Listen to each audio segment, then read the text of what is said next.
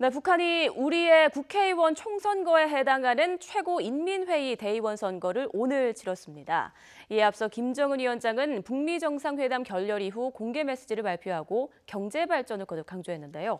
왕선택 통일외교 전문기자와 함께 북미 정상회담 결렬 이후 북한의 대외 정책 기조에 대해서 점검해 보겠습니다. 안녕하십니까? 네, 안녕하세요. 네. 자, 북한에서 최고인민회의 대의원 선거가 이제 오늘 열렸는데요. 그렇습니다. 투표가 6시까지였으니까 조금 전에 끝났겠네요. 네, 그렇게 봐야 되겠습니다. 예. 최고인민회의 대의원 선거라고 하는 게 말씀하신 것처럼 이제 우리 국회와 아주 유사합니다. 네. 입법 기능이 있고 이제 예산 결산 권한 이런 것들이 다 있는데 이제 대의원 국회의원이 말하자면 687명. 또 5년마다 한 번씩 하고 예. 이런 것은 이제 국회랑 비슷해요. 그러네요. 그런데 예. 이제 실질적인 내용으로 보면은 국회랑 매우 다릅니다. 북한은 이제 노동당이 독재를 하는 거예요. 그래가지고 북한의 권력 기구의 위상, 역할 이런 걸 보면은 최고인민회는 우리 국회에 해당하는 권력은 없죠. 그래서 굉장히 부족해요. 네. 그래서 이제 의미가 좀 제한적인데 다만 이제 국무위원장을 선출하는 기능이 있어요. 네. 이게 굉장히 중요합니다. 국무위원장 우리가 흔히 그냥 국무위원장 하니까 그러는데 국가 최고 지도자예요. 쉽게 말해서 대통령을 선출하는 게 최고인민회의예요. 네. 그러니까 대통령 간접 선거를 한다고 우리가 표현할 때 예. 대통령 선거를 최고인민회에서 하니까 옛날에 우리도 그랬잖아요. 이제 통일주체 국민회의에서 대통령 뽑잖아요. 네. 간접 선거. 그렇죠. 지금 최고인민회가 그 기능을 수행합니다. 네. 그래서 그 기능이 굉장히 중요하기 때문에 나름대로 북한에서 가장 중요한 정치 행사를 최고인민회의가 한다. 이렇게 또 볼 수 있습니다. 김정은 위원장이 이제 5년 전 치러진 선거에서 백두산 선거구 대의원으로 당선이 됐다고 들었는데요. 그렇죠. 이번에도 어떤 선거구에 이제 후보로 등록이 된 거죠? 그 부분이 아직 발표는 안 되고 있어요. 근데 예. 아마 포함이 됐을 거라고 예측은 합니다. 네. 아마 예전에도 계속 그렇게 했기 때문에 김정일 국방위원장도 그렇게 했기 때문에 대의원 687명 중에 한 명으로 이름이 들어갈 거라고는 생각하는데 예. 아직 북한에서 공식적인 확인이 없어서 좀 지켜볼 부분이 있습니다. 개인적으로 궁금한 건요. 이게 북한 주민들 성인 대부분이 이제 참여를 하는 건가요? 투표에? 7세 이상. 예. 야, 그렇군요. 근데 뭐 투표율이라든지 이런 뭐 찬성률이라든지 이런 것도 좀 궁금한데요. 그렇죠. 이제 뭐 아시겠지만 찬성률은 100%예요. 찬성률은 100%인데 투표율은 100%는 안 됩니다. 이제 혹시 이제 뭐 돌아가시는 분도 있을 수 있고 네. 외국에 여행 가는 사람도 있을 수 있고 그래가지고 보면은 99.9% 정도 나오죠. 와, 이제 한 몇 명 빠지는 거예요. 몇 명. 그러네요. 몇 명 빠지는 거고 다만 이제 이런 걸 보면 우리가 보면 야 이거 말도 안 되는 이게 선거냐 이렇게 할 수는 있는데 네. 북한 입장에서 보면 나름대로 또 설명을 또 하긴 해요. 뭐냐 하면 이제 최고인민회의를 하기 이전에 단위별로 나름대로의 대표성을 갖는 사람이 누군지를 또 선출하는 그런 절차가 또 있긴 있어요, 내부적으로. 예. 그런 걸 거쳐서 최종적으로 확인된 사람이 나오기 때문에 그런 사람들이 이미 선출이 됐으니까 이제 힘을 합쳐서 모두가 지지하는 모습을 보여주는 게 좋지 않느냐 이런 식이니까 지금 최고인민회의를 하기 이전 단계에서 예. 일종의 민주적인 절차가 있었다. 그렇게 볼 수는 있어요. 네. 그러나 이제 최고인민회의 이 선출 자체로는 남쪽의 절차로 보면 말도 안 되죠. 네. 우리랑은 좀 많이 말이 다르다라는 안 느낌이 되죠. 드네요. 아까 말씀하신 것처럼 북한은 유일 지도 체제 사회인데다가 노동당이 사실상 독재하는 걸로 모두 알고 있는데요. 물론입니다. 네. 예. 노동당 독재죠. 그런데 이렇게 최고인민회의를 운영하는 이유에 대해서 조금 더 구체적으로 설명해 주시죠. 네, 이 부분이 약간 좀 어려울 수도 있지만 권력의 정당성이라는 부분에서 반드시 필요하기 때문에 하는 거죠.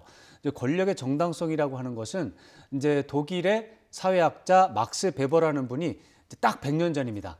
딱 100년 전에 1922년에 이제 제시하신 개념이 이제 권력의 정당성이라는 게 있는데 예. 모든 권력은 이 정당성이 있어야 되는데 그 정당성은 세 가지 종류가 있다. 첫 번째, 카리스마가 있어야 된다. 네. 두 번째로는 그 카리스마를 가진 사람으로부터 권력을 이어받은 흔적이 있어야 된다.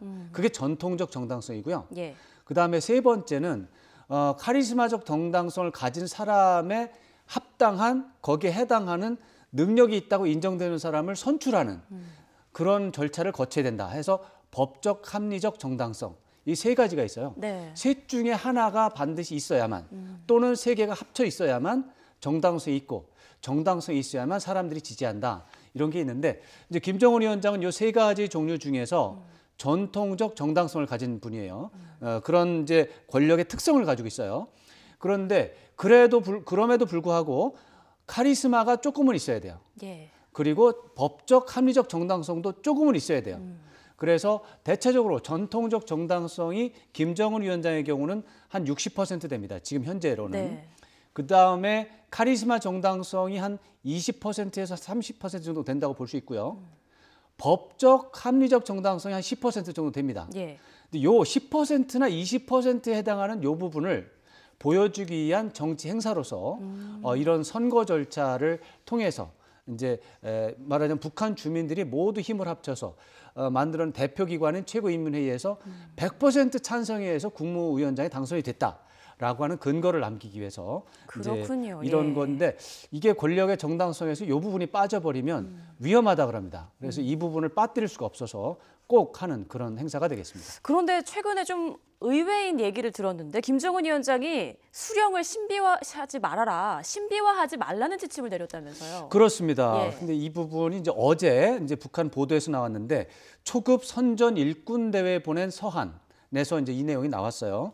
굉장히 긴 서한입니다. 그 중에 들어가 있는데 내용을 보면 수령의 혁명 활동과 풍모를 신비화하면은 진실을 가리게 된다. 그래서 그렇게 하지 마라 이렇게 돼 있어요. 네. 신비하지 말라 그랬는데 그래서 이것만 보면 무슨 얘기인지 잘 알 수가 없는데 다만 그 이어지는 발언을 보면 이제 이런 내용도 나옵니다. 수령에게 인간적, 동지적으로 매혹될 때 절대적인 충실성이 나온다. 아, 네, 이 부분하고 같이 봐야 됩니다. 인간적, 동지적으로 매혹을 해야 된다. 네, 이 부분 조금 아까 이제 권력의 정당성에 대해서 얘기할 때 예. 카리스마적 정당성도 필요하다고 하지 않았습니까? 그 카리스마가 필요한데 카리스마를 확보하는데 두 가지 방법이 있습니다. 첫째, 다른 주민들한테 자기에게 충성하지 않으면 말하자면 죽여버리겠다. 근데 협박입니다. 협박을 강제적으로 해가지고 이제 순종하지 않을 수 없게 만드는 게 하나 방법이 있고요. 예. 또 하나는 그 주민들한테 자기들에게 충성하지 않으면 안 될 매력을 보여주는 겁니다. 저 사람이 너무 좋아가지고 어쩔 수가 없다. 이런 매력을 보여주는 건데 이제 김정은 위원장의 말은 후자에 대해서. 이제 북한 주민들이 김정은 위원장에 대해서 이제 인간적으로 너무나 많은 매력을 느껴서 충성하지 않을 수 없게끔 선전 일꾼들이 좀 노력을 해달라. 이거를 신비화해가지고 사람들이 못 믿는 얘기를 자꾸 해서 과장해서 하면은 오히려 주민들이 반발하지 않느냐. 그래서 좀 뭐 굳이 거짓말 안 하고 신비하지 않고도 분명히 이렇게 김정은 위원장이 열심히 하는 부분이 있는데 뭐하러 그렇게 하느냐 이제 이런 얘기지.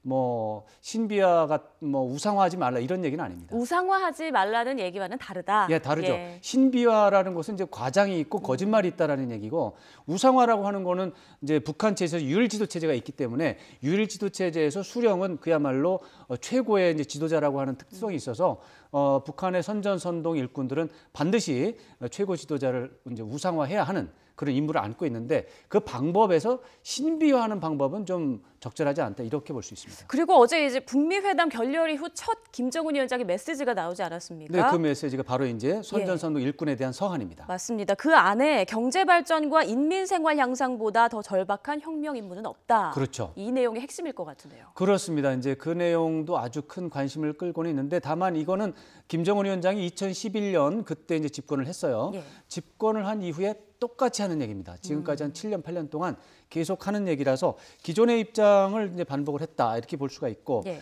그야말로 이제 그럴 수 이제 예전부터 하던 얘기인데 다만 북한의 국가 목표라고 하는 차원에서 약간 이상한 건 있습니다. 전문적인 연구자들, 학자 사이에서 지금 이상하게 보는 측면이 있어요. 네. 뭐냐하면 북한의 국가 목표는 오랫동안 경제 발전이 아니었습니다. 오랫동안 인민 생활 향상이 아니었어요. 북한의 국가 목표는 제국주의 반대, 자주민주국가 건설이었습니다. 예. 이것을 중심으로 해서 국가가 이루어졌고 인민 생활 향상이라든가 경제 발전은 약간 뒤로 처져 있었거든요. 네. 근데 이게 지금 앞으로 나가고 있어요. 그래서 김정은 위원장이 제시하는 국가 목표가 과연 반제국주의 투쟁 또 자주민주국가 건설이라고 하는 기존의 혁명 목표를 대체하는 건지 아니면 추가돼서 이게 같이 가는 건지 이것은 앞으로 좀 지켜봐야 되는데 예. 어쨌거나 대체가 됐다고 하면은 굉장히 중요한 변화고 이제 추가가 돼서 이제 같이 가는 거다 그러면은 국가 목표가 여러 개가 되는 거예요. 국가 목표가 여러 개가 되면은 에너지가 분산이 돼서 국가 목표를 달성하기 좀 어려움이 생깁니다. 네. 좀 어려운 작업인데 어떻게 될지는 지켜봐야 되는데 제가 볼 때는 같이 가지 않나. 예. 이렇게 좀 현재까지는 관찰이 됩니다. 네. 자, 그럼 지금의 북한 상황에서요. 최근에 이제 미국 매체를 중심으로 나오는 이야기들인데 북한이 북미 정상회담 결렬에 반발하는 차원에서 다시 미사일을 발사할 가능성이 있다. 이 부분에 대해서는 어떻게 보십니까? 지금 이제 경제 발전이라고 하는 측면, 또 인민생활 향상이라고 하는 측면, 이런 측면에서 보면 또 이번에 이제 선전선동 일꾼에 대한 서한을 이제 전체적으로 보면 지금의 국면을 계속해서 나가겠다. 경제 발전 총력전이라고 하는 기존의 추세를 계속한다는 메시지가 담겨 있습니다. 예. 그렇다면 미사일을 쏘는 것은 굉장히 거기와 다른 그림이 생기기 때문에 제가 볼 때는 그렇지 않을 것이다 생각하고요. 예. 그러면 근거가 있느냐 이렇게 볼 때 저는 제가 봤을 때 근거는 거의 아직까지 나타나지 않고 있습니다. 그래서 그중에 가장 중요한 게 북미 정상회담을 실패로 규정하지 않고 있습니다. 예. 실패로 규정하지 않고 기대하는 성과가 나오지 않았지만 성과가 그래도 있었다.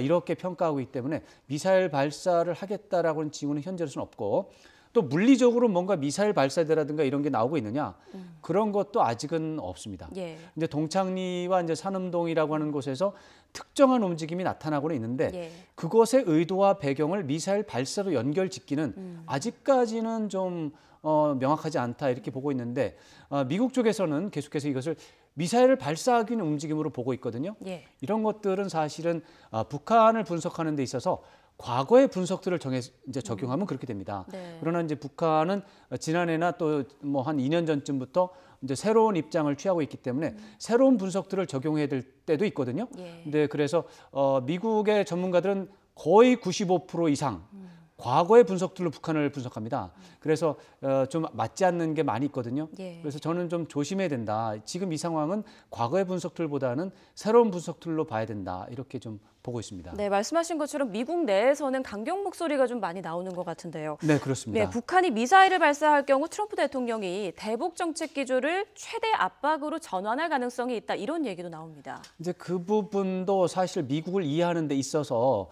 약간의 오해가 좀 있는 것 같아요.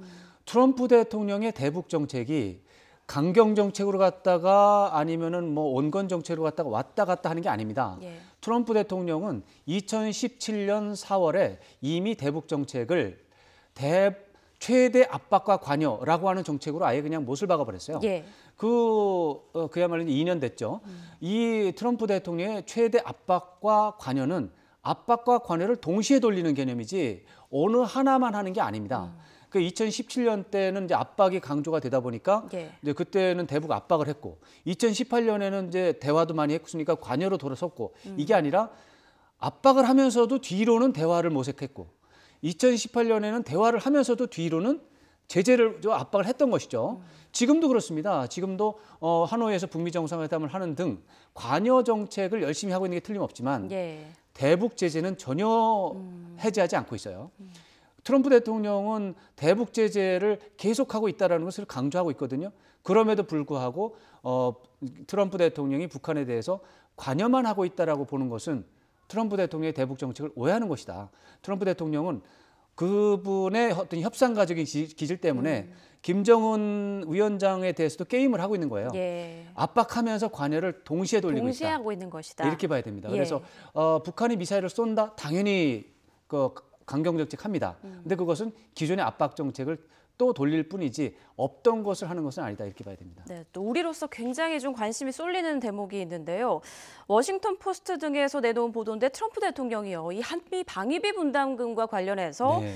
내년에 3조 원을 요구할 수도 있다. 이 가능성에 대해서 내놓고 있습니다. 저는 가능성이 있다고 봅니다. 예. 네. 다만 이제 실제로 그렇게 이제 할지 안 할지는 정치적 국내외 정치적 상황에 맞춰서 연말에 이제 우리가 내년도 방위비 분담금 협상을 이제 또 시작을 해야 됩니다. 그렇죠. 네, 이게 1년짜리라서 바로 시작을 해야 되는데 얼마 전에 끝난 것 같은데요. 네, 이제 예. 뭐 이제 어제 서명했어요. 어제 서명했는데 이제 또 시작해야 됩니다. 이렇게 하면 안 되는데, 하여튼 이제 새로 협상이 시작이 되면 미국 쪽에서 3조 원을 요구할 가능성도 있긴 있다. 예. 그렇게 봐야 되는데 그 왜 그러냐면 트럼프 대통령이 선거에 나설 때 자기를 지지하는 유권자들한테 약속한 게 있어요.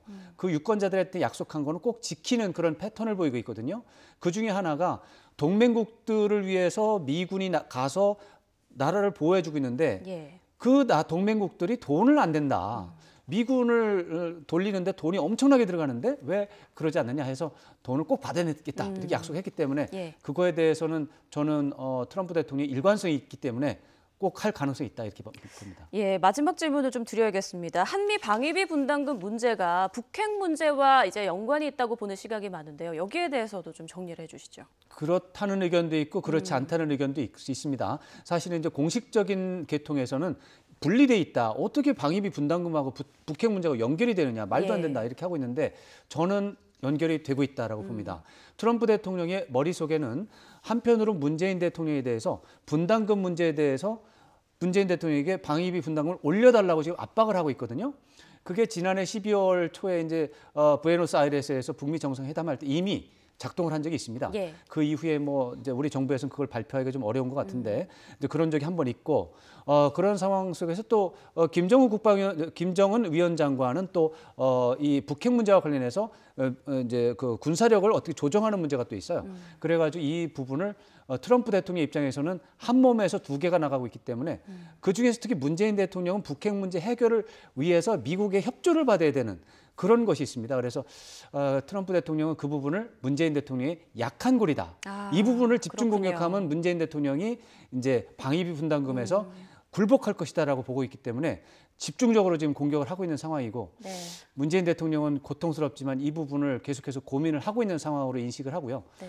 하여튼간 이 부분은 참 어려운 문제입니다. 방위비 어려운 분담금을 안 받아주면 트럼프 대통령이 말하자면 얄미워서 북핵 문제를 틀어버릴 수 있기 때문에 아주 고민이 많을 것 같습니다. 네, 알겠습니다. 여기까지 듣겠습니다. 지금까지 왕선택 통일외교 전문기자와 함께 북한의 대외 정책 기조 그리고 한반도 안보 상황 짚어봤습니다. 오늘 고맙습니다. 네.